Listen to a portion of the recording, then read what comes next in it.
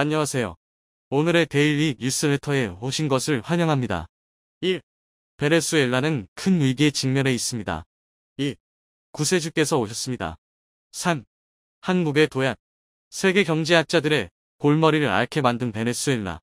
골칫덩이로 전락한 베네수엘라를 통해 한국이 큰 이득을 보았다고 하는데요. 베네수엘라에 위치한 석유 산지를 한국이 개발할 수 있게 되었다고 합니다. 베네수엘라가 처한 현실을 알게 된 한국이 재빠르게 움직인 덕분에 가능한 일이라고 하죠. 한국이 또 한 번 도약할 수 있는 기회를 얻게 되었습니다. 자원 빈국으로 항상 석유를 비롯해 많은 자원을 외국으로부터 수입해야 하는 한국이 베네수엘라의 석유 산지를 손에 얻을 수 있게 되었죠. 베네수엘라가 한국에게 약속한 석유 산지는 바로 베네수엘라 중심을 가로지르는 오리노코 강유역. 남미 최대 석유 매장지라고 알려진 오리노코 벨트가 그 장소인데요. 약 5만 제곱킬로미터에 해당하는 이곳은 남한 영토 절반쯤 해당하는 장소입니다. 석유는 물론이고 각종 자원을 통제 중인 베네수엘라는 한국만을 위해 이 장소 개발을 허락하겠다고 한 것이죠. 석유 시출을 위한 인력은 물론이고 개발 시기를 조율 마두로 대통령은 한국을 향해 적극적인 협력을 약속했습니다. 베네수엘라가 다른 국가를 제쳐두고 한국에게 땅을 공개한 것은 이유가 있는데요. 바로 한국이 베네수엘라가 지급하지 못한 유엔 분담금을 대신 납부해주는 결정을 내렸기 때문입니다. 최근 베네수엘라는 수백억 원에 달하는 분담금을 내지 못해 투표권 행사가 불가능한 상황에 빠졌습니다. 전 세계 국가가 참여하는 유엔 조직은 공짜로 운영되는 게 아니기 때문에 많은 비용이 필요한데요. 유엔 헌장에 따라 각 나라가 유엔에 부담해야 하는 비용이 있습니다. 모든 국가가 균등하게 비용을 지불하는 것은 아닙니다. 각 나라의 참여도와 경제 수준을 고려해 분담금이 주어지는데요. 이는 가난한 아프리카 국가들도 예외는 아닙니다. 그런데 베네수엘라는 분담금을 낼 돈이 없어서 제대로 돈을 납부하지 못해 투표권이 박탈되는 수모를 겪은 것입니다. 무려 2년간 분담금을 지불하지 않은 것이 드러난 것인데요. 국제안보와 인권 등 주요 사항에 대해 참여할 권한이 없어지면 국제사회에서 영향력이 축소되는 것은 당연한 일. 베네수엘라 입장에서는 최악의 상황을 피하고자 어떻게 해서든 돈을 마련하고자 백방으로 노력을 했습니다. 하지만 초인플레이션을 넘어 비상식적인 물가로 인해 제대로 경제정책을 수립할 수 없는 베네수엘라에게 선뜻 돈을 대신 내주겠다는 국가가 없었죠. 그런데 한국이 베네수엘라에게 선뜻 손을 내민 것입니다. 사실 위험한 결정이라고 할 수 있는 이번 판단은 한국에게 있어 모험이었지만 동시에 신의 한 수가 되었는데요.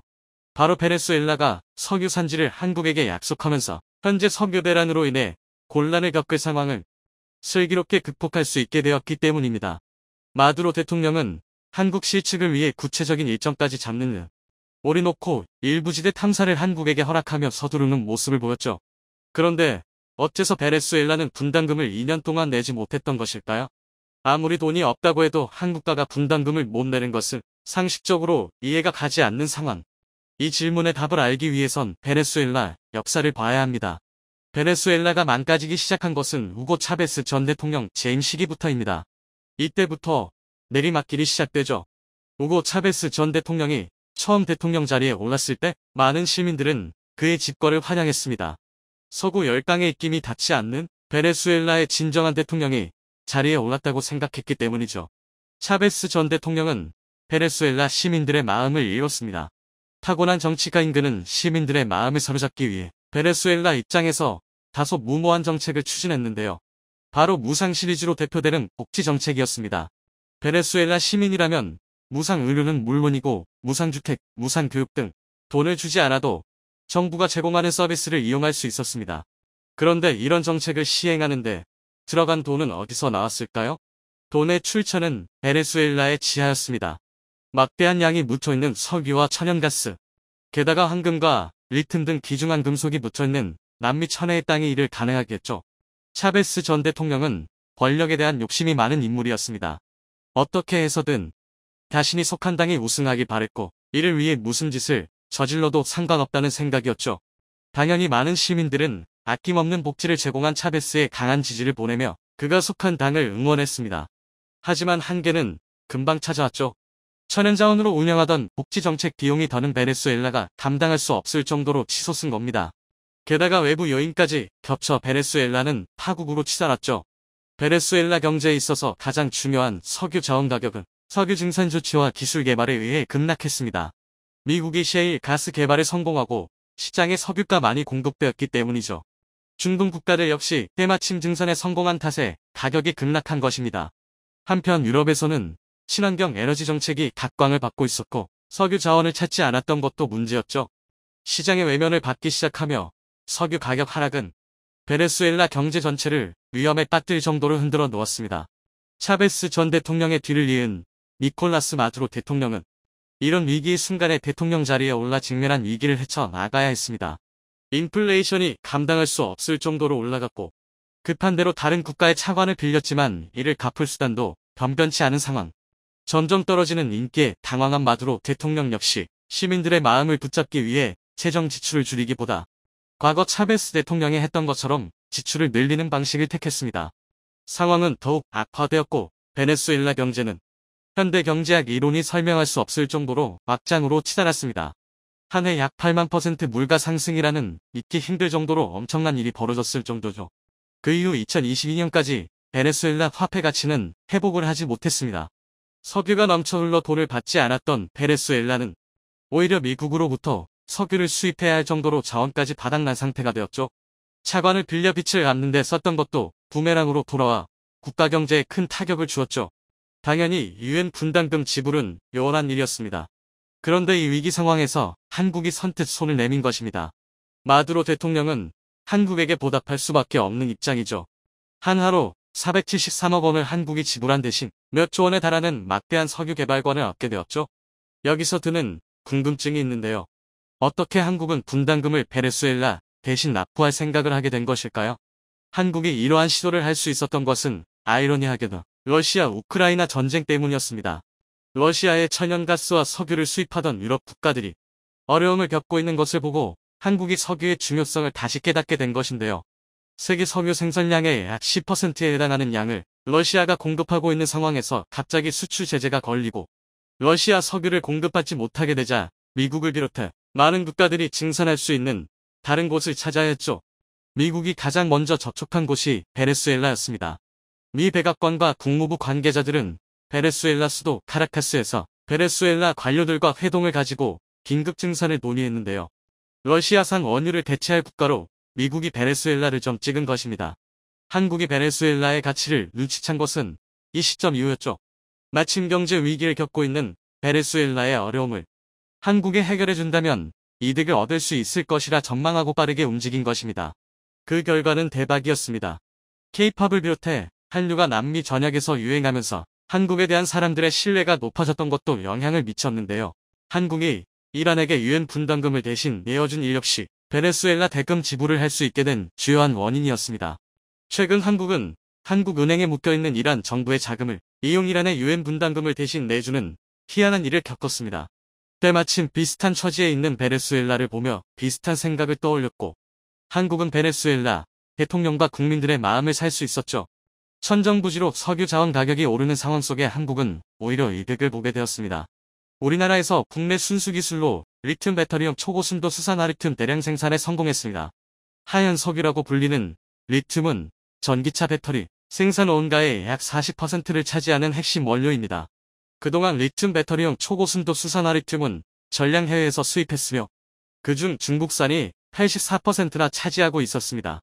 탄산리튬과 수산화리튬 등 배터리에 쓰이는 화학물로 정제, 가공하려면 상당한 시간과 비용이 들어가고 대규모 인력이 투입돼야 하기 때문에 리튬 가공은 대부분 중국에서 이뤄져 온 것입니다.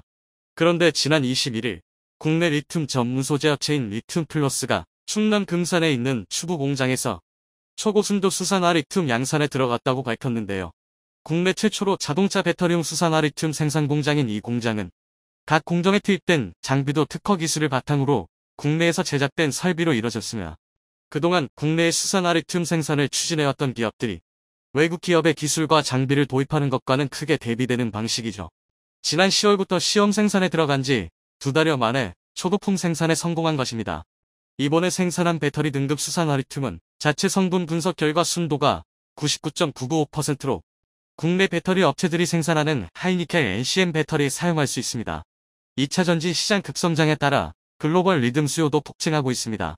시장 조사기관 SN리서치에 따르면 글로벌 리튬 수요는 올해 52만 9천 톤에서 2025년 104만 3천 톤으로 늘어날 전망입니다.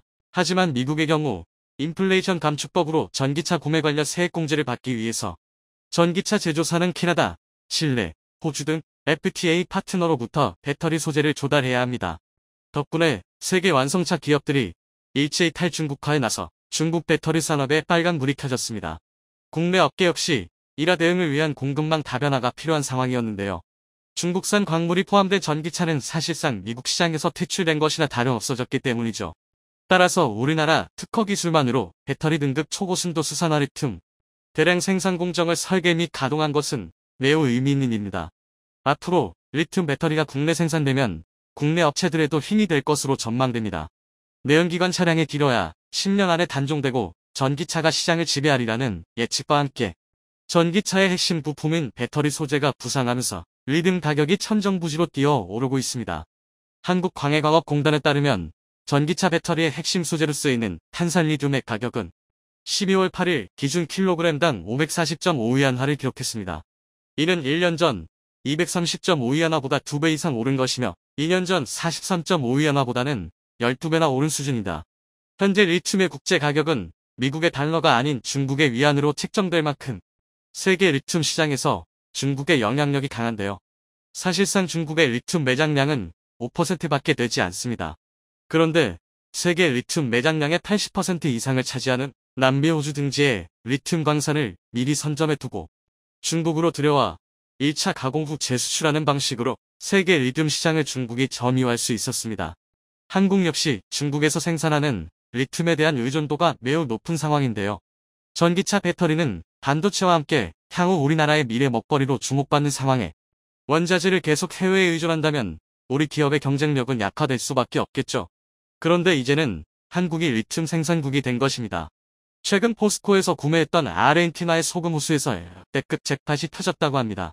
지난 2018년 포스코는 아르헨티나 북서부에 위치한 옴브레 무에르토 호수를 인수했습니다. 옴브레 무에르토 염호는 볼리비아, 칠레와 인접한 리튬 산각지대에 자리 잡고 있습니다. 리튬 산각지대엔 전 세계 리튬의 65%가 매장돼 있어 옴브레 무에르토 호수는 한국뿐만 아니라 미국의 리벤트, 호주의 갤럭시 리소시스 등 자원개발업체들이 가장 눈독을 들이는 곳입니다. 리튬 매장량뿐만 아니라 리튬 농도 역시 전 세계 염호 가운데 최고 수준이기 때문인데요. 포스코는 옴브레 무에르토 염호 북쪽 부근에 25,500헥타르에 대한 관권을 2억 8천만 달러, 우리 돈 약 3,100억 원에 인수하는 계약을 맺었습니다. 당시 이곳에는 약 220만 톤의 리튬이 매장되어 있을 것으로 예측됐습니다. 싼 가격은 아니었지만 자체 공급망 확보를 위한 첫살이었기에 비싼 금액을 감수하고 투자한 것이죠. 그런데 글로벌 염수 리튬 전문 컨설팅 업체인 미국 몽고메리가 약 2년간 탐사한 결과 기존 예측의 6배에 달하는 무려 1,350만 톤의 리튬이 호수에 매장되어 있는 것으로 밝혀졌는데요. 이는 10만 톤의 수산화 리튬을 30년 이상 지속 생산할 수 있는 규모의 리튬 양이며 수산화 리튬 10만 톤은 전기차 약 240만 대에 사용할 수 있는 양입니다. 거기에 최근 리튬 가격이 최고치에 달하며 매장된 리튬이 최소 200조 원의 가치를 가지고 있는 것으로 밝혀졌습니다. 인수 금액의 600배가 넘는 초대박 상황이 펼쳐진 것이죠. 포스코는 2030년까지 체계적으로 생산 공장을 완성해 자체 기술로 리튬을 생산할 계획입니다. 전기차, 배터리 투자가 급증하며 최근 리튬 가격이 톤당 1억 원을 넘어 계속 오르는 상황에서 리튬 생산 기지를 건설해 중국에 의존하지 않고 국내외 고객사들의 리튬 공급 확대 요청에 적극적으로 대응하기 위한 것이죠. 옴브레 무에르토 염호엔 리터당 평균 0.9g의 리튬이 함유되어 있습니다. 최대 600m 지하에서 끌어올린 염수를 인공 연못에서 4개월 이상 햇볕에 노출해 물을 증발시키면 염수 리터당 포지 정도 리튬이 함유된 농축액이 나오는데요. 여기에서 칼슘, 마그네슘 등 불순물을 제거해 인산 리튬을 생산하고 전기차 배터리의 핵심 소재인 탄산 리튬이나 수산화 리튬으로 제조해 수출하는 것입니다. 염전에서 소금을 생산하는 것과 같은 원리죠. 데모 플랜트에서는 인산 리튬 생산 설비가 돌아가고 공장 내부를 가득 메운 파이프를 거치면 정제된 인산 리튬 가루가 쏟아져 나옵니다. 인산 리튬은 최종적으로 배터리 제조에 사용하는 수산화 리튬으로 가공됩니다. 공장은 아르헨티나 생산 공장 가운데 가장 높은 수준을 자랑합니다. 1단계 공장이 완성되는 2024년이 되면 연간 25,000톤의 수산화 리튬을 생산할 예정이죠. 현재 2단계 투자도 진행 중입니다. 이 공장이 완성되면 2024년 말에는 생산 규모를 5만 톤까지 늘릴 수 있습니다. 이곳은 아르헨티나에서 리튬 농도가 가장 짙은 데다 비가 거의 오지 않아 리튬 생산의 최적의 환경. 염호에 매장된 리튬은 한국이 100년 이상 쓸 수 있는 양. 염수리튬과 함께 광석리튬, 폐배터리 리사이클링 등 2030년 국내 생산 능력까지 더하면 연 30만 톤 생산 체질을 완성해 리튬 생산 글로벌 3위로 도약한다는 계획입니다. 현지 옴브레, 무에르토 지역엔 포스코 임직원과 건설 현장 직원 등을 포함해 1000여 명이 근무하고 있습니다. 옴브레 무에르토는 죽은 남자라는 뜻으로 그만큼 거주하기 힘든 척박한 땅입니다. 빠른 공장 건설을 위해 직원들은 버스로 편도 8시간씩을 오가며 텐트를 치고 현장을 개발해왔습니다. 이곳은 숨조차 제대로 쉬기 어려운 해발 4000m 고지대로 해발 고도가 너무 높아 조금만 있어도 어지럼증과 고산병 증세가 심각하게 나타납니다. 그래서 직원들은 10여 일간 고지대에 머물다가 10여 일을 저지대인 살타시로 내려가 교대로 지내는 방식으로 일하고 있습니다. 지금은 경비행기가 오가고 기숙사와 식당 등 최소한의 인프라가 갖춰졌지만 극악의 날씨와 강한 바람 탓에 비행기는 멈추고 공장 건설이 중단되는 일이 많습니다. 하지만 순간에서 만족하면 한국인이 아니라는 각오 하나로 배터리 산업 구조가 격변할 그날만을 위해 오늘도 열심히 일하고 있다고 합니다. 현재 세계는 리튬 가격이 가파르게 상승하면서 새로운 바람을 맞이했습니다. 중국이 지배하는 자원시장 구조가 무너지고 한국이 21세기 자원 부국으로 부상할 때까지 중국이 최근 급격한 성장을 하며 숨겨왔던 본색을 드러내고 있습니다. 최근 1인당 GDP 국민소득이 1만 달러를 돌파해 중진국 반열에 진입하고 있는 중국은 자국에 투자한 해외 기업들의 기술력과 경영 노하우를 이용하여 자국 산업 발전에 적용해왔습니다. 중국 정부는 1980년대부터 개혁 개방을 시작한 이후 자국 산업을 보호하겠다는 목적으로 외국 기업들이 중국 시장에 진출하는 경우엔 중국의 현지 기업들과 합작해 지분을 공유해야지만 사업 활동에 허가를 내주는 등 불공정한 조건을 내걸었습니다. 특히 중국 기업이 50% 이상 지분을 가져야 사업 허가가 났기에 해외 기업들은 합작법인의 지분을 절반 이하로 유지해야 합니다. 이런 조항들은 기술력과 자본력을 보유한 해외 업체들에게 굉장히 불리하게 작용하지만 세계 최대 시장으로 떠오르는 중국에서 사업하기 위해선 이런 위험을 감수하고 많은 글로벌 기업들이 중국에 진출하기 시작한 것입니다. 이런 식으로 중국 내 사업을 시작하는 경우 현지 중국 기업과 50%가량의 지분을 나눠야 하기에 이익을 나누는 것은 물론이고 해외 업체들이 수십 년간 쌓아온 기술력과 노하우를 비롯한 지적 재산들이 중국 업체에게 넘어갈 위험이 있으며 이를 이용한 중국 기업들이 독자적인 사업을 시작해 잠재적인 경쟁자로 커질 수 있는 위험이 있습니다. 이렇게 기술이 탈취될 수도 있는 위험은 물론이고 정치적인 리스크 역시 존재합니다. 중국 정부 눈밖에 나면 수십조 원을 투자한 중국 사업을 순식간에 접어야 할 위기에 놓이기도 합니다.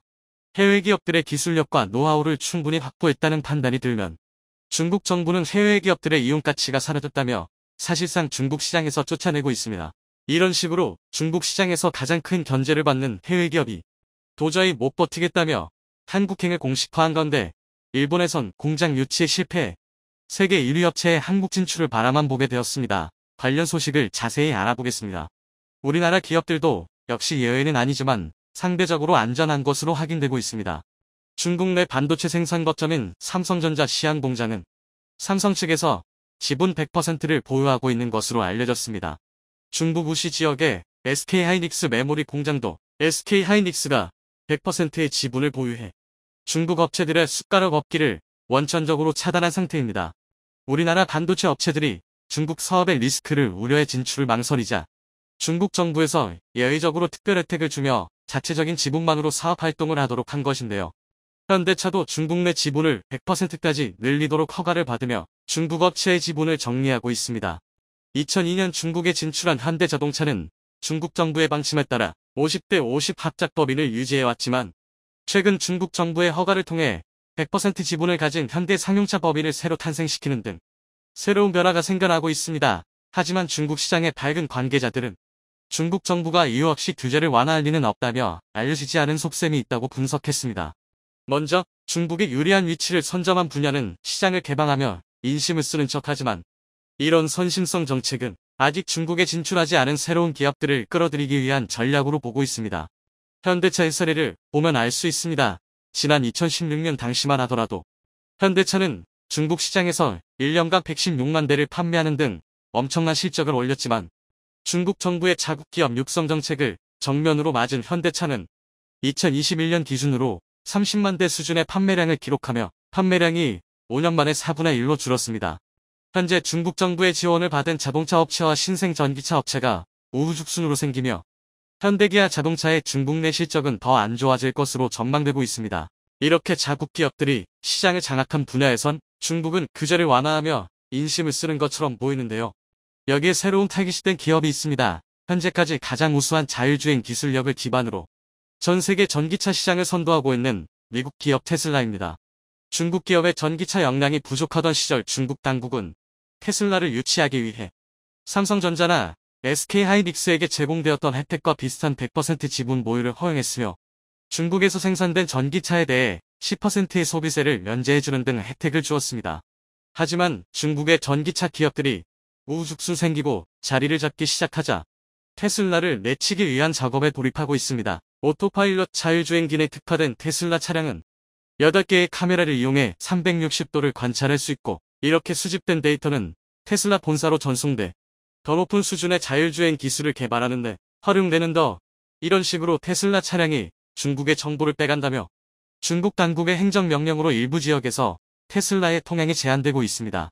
중국 최고 위층이 모이는 허베이성의 베이다이어는 한국으로 치면 여의도와 같은 지역으로 정치인과 기업가들이 모여드는 곳입니다. 중국 당국은 해당 지역에 테슬라 차량이 들어오게 되면 고위급 인물과 관련된 정보가 유출될 수 있다며 진입을 통제하고 있습니다.